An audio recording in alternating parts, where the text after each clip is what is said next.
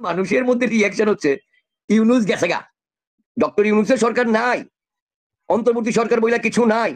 আমাদের সবচাইতে বড় সম্পদ বঙ্গবন্ধুর দুই কন্যা, বিশেষ করে আমাদের মাননীয় প্রধানমন্ত্রী শেখ হাসিনা এখনো জীবিত, তার কনিষ্ঠ কন্যা জীবিত। হঠাৎ এই কি হুমকি দিলেন আপনার তাহিরি সাহেব ডক্টর ইউনুসকে, তুই পদত্যাগ কর, না হলে নেরি কুত্তার মতো রাস্তার ন্যাংটা পোলাপানের মতো তোর সাধারণ জনগণ গণপিটুনি দিবে? কেন বললেন? আপনাদের পকেটে বঙ্গবন্ধুকে রেখে আপনারা গেছেন কোথায়? ওই যে একটা বাড়ি ধানমন্ডি 32, তাও কি এটি সিটি বিজড়িত, এখানে শেখ হাসিনাও থাকে না, কেউ থাকে না। এটা সাধারণ মানুষের ভাষ্য। তার মানে একটা দেশের সরকার যদি থাকে, সেই সরকার পারুক বা না পারুক, আপনি মবের সঙ্গে পারলেন না, তালেবানি উত্থানের সময় যুদ্ধ করে নাই, তালেবানদের ঠেকানোর চেষ্টা করা হয় নাই। আফগানিস্তান যদি বাইরে থাকে, আরেকটা মুক্তিযুদ্ধের মধ্য দিয়ে একটা দেশ স্বাধীন হওয়া, আমি তাদের ভাষায় যদি বলি, তথাকথিত এই বিপ্লব যদি হয়ে থাকে, অভ্যুত্থান হয়ে থাকে, তাহলে সেই সরকার কই? বাইরে এগুলি হচ্ছে আমার আপনার লাগবে না, এগুলি একটি একটি করে।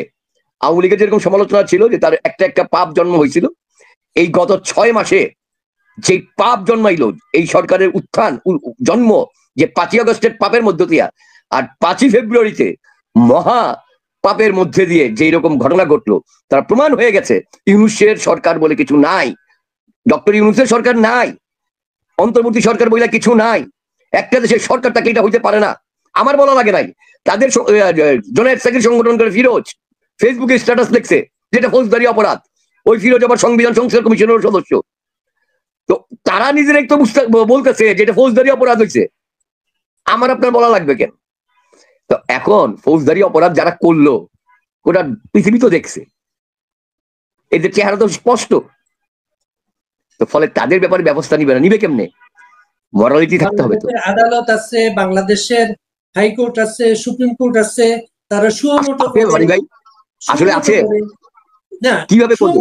কারণ যেখানে আমি বাড়ি ভাই একটা মব ভায়োলেন্সের মধ্য দিয়ে যখন বিচারপতি চেঞ্জ হয় এবং নতুন বিচারপতিরা শপথ নেন মব ভায়োলেন্সের ইয়ে হিসেবে, ফলে সেই বিচারপতিদের কি করে মরালিটি থাকবে এদেরকে অপরাধী বলার? তাই করছে তারা।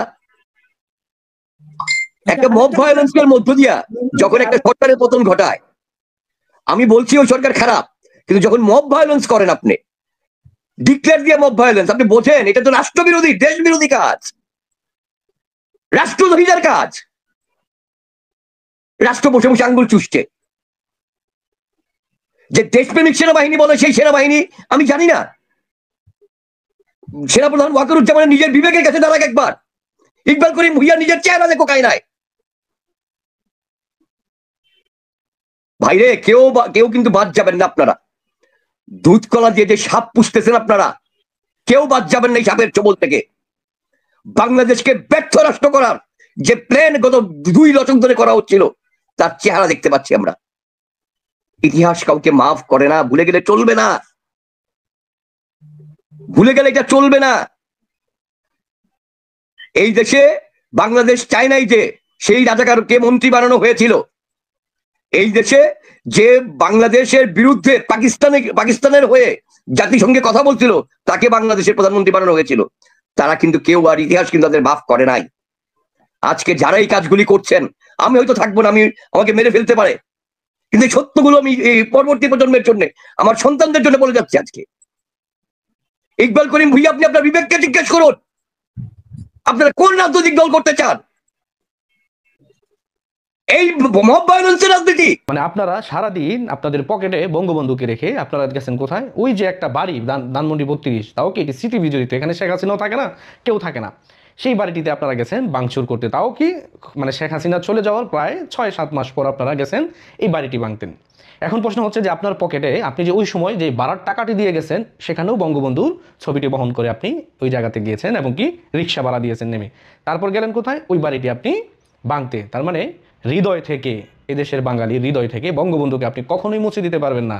এদেশে যারা স্বাধীনতায় বিশ্বাস করে, বাংলাদেশ নামক রাষ্ট্রে যারা বিশ্বাস করে, তারা অবশ্যই বঙ্গবন্ধুর নাম নিবে এবং কি এটি আপনি থাকলেও নিবে, না থাকলেও নিবে।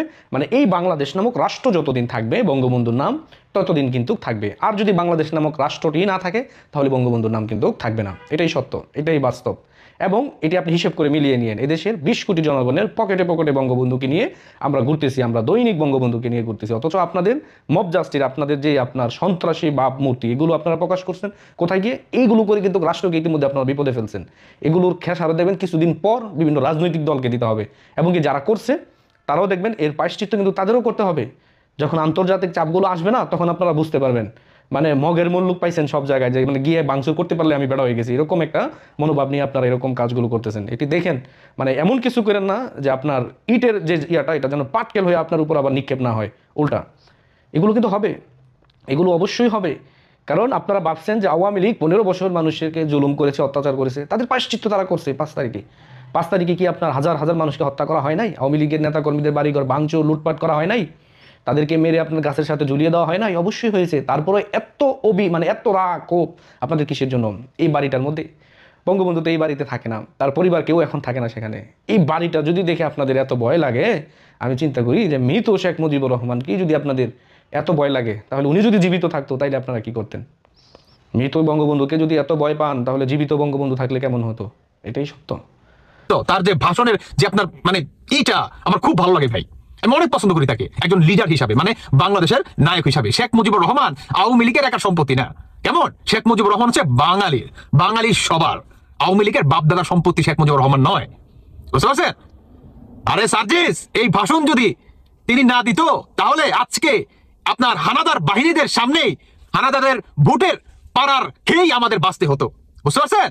আপনারা বলেন কি যে স্বৈরাচার মুক্ত করছি, এখন দেশ স্বাধীন 1971 সালকে আপনারা বর্জন করে 2024কে আপনারা আহলান সাহলান বলে আপনারা স্বাগতম জানিয়ে বসাই দিলেন যে আপনার 2024 এসে দেশ স্বাধীন হচ্ছে বাংলাদেশ। আপনারা কাদের বিরুদ্ধে যুদ্ধ করছেন বলেন? কাদের বিরুদ্ধে? হ্যাঁ, আমার একটা প্রশ্ন শুনেন, আমি একটা ছোট্ট একটা উদাহরণ দিই। আপনার বাবার ঘরে আপনারা 2টা ভাই, হ্যাঁ, আপনারা 2 ভাই লাগলেন। এখন মনে করেন এক ভাই হারলো আর এক ভাই জিতলো, এটাকে কি আপনি কি বলবেন? বিজয় বলবেন? আমার প্রশ্ন আপনার কাছে, আপনি কি বিজয় বলবেন যে অমুক রে হারাই দিছি, অমুক বাপের বেটারে হারাই দিছি? এই কথা বলতে পারবেন না ভাই। নিজেদের ভিতরে কখনো স্বাধীনতা বা হয় না, বিজয় হয় না, বুঝতে পারছেন? জানেন এটাকে কি হয়? এটাকে হয় মনে করেন আপনার কি বলে, মানে এর থেকে নিকৃষ্ট আসলে কিছু হয় না। আমার আসলে ভাষায় আসতেছে না, কি বলবো আপনাদের। আর সার্জিস বলে যে শেখ মুজিবুর রহমান কি এইটা সেইটা। আরে এদের আসলে টাকা লোভ হয়ে গেছে, বুঝতে পারছেন? মানে আসলে তো হোটেলে মোটেলে এখন কোটি কোটি টাকা মনে করেন নাড়তেছে চাটতেছে, এদের আসলে টাকা লোভ হয়ে গেছে। শুধু এটাই না, গতকালকে আবার একটা ভিডিওর নিচে কমেন্ট করে একটা ভাই যে 20,000 কোটি টাকা, সম্ভবত 20,000 কোটি টাকা নাকি আপনার ছবি নাকি চেঞ্জ করে ফেলতেছে। 20,000 কোটি টাকা মানে পুরো টাকাই চেঞ্জ। তাহলে এই টাকাগুলো গেল কোথায়? মানে তার প্রশ্ন, তার কথা হচ্ছে ভাই তাহলে এই টাকাগুলো কি সামান্য একটা কি ভাগ বাটানো করে নিয়ে নিছে উপদেষ্টারা? ভাই হলেও হতে পারে, কারণ এরা বর্তমান অনেক দুর্নীতি করতেছে, প্রচুর দুর্নীতি করতেছে। আপনার এই আসিফ মাহমুদ এবং আপনার নাহিদ ইসলাম, তারা আসিফ নজরুলের সাফাই গাচ্ছে যে আসিফ নজরুল নাকি তাদের সাথেই নাকি 2013 না 2019 থেকে যেন তাদের সাথে নাকি আন্দোলন করে আসতেছিল। আপনি ভাবতে পারেন এদেরকে ওই আসিফ নজরুল কোটি কোটি টাকার মনে করেন স্বপ্ন দেখাইছে, ওইটার মাধ্যমেই তাদের মুখ থেকে এই ধরনের মনে করেন বুলি ফুটে। আপনি কল্পনা করতে পারবেন দেশ কোথায় গেছে? আপনি শেখ হাসিনাকে বলেন স্বৈরাচার, এখন আপনারা হচ্ছে সবচেয়ে বড় স্বৈরাচার। হ্যাঁ, শেখ হাসিনা স্বৈরাচার ছিল, কিন্তু শেখ হাসিনার আওয়ামী লীগের ভিতরে অনেক হাইব্রিড নেতাদের জন্যই শেখ হাসিনা স্বৈরাচার হইতে বাধ্য হয়েছে, কারণ তারা যে প্রকৃত যে খবরটা সেটা শেখ হাসিনার কাছে পৌঁছাইতে দেয় নাই। ওই হাইব্রিড নেতারা তারা চাইছে যে আমরা লুটে নেই, এটার জন্যই আপা বলে মানে তাদের মানে শেখ হাসিনাকে আসলে শুধু ভালো জিনিস দেখাইছে, কিন্তু এর পিছনে যে ভয়ঙ্কর যে একটা পরিকল্পনা ঘটতেছে এটা আসলে কখনো শোনাই নেই শেখ হাসিনাকে।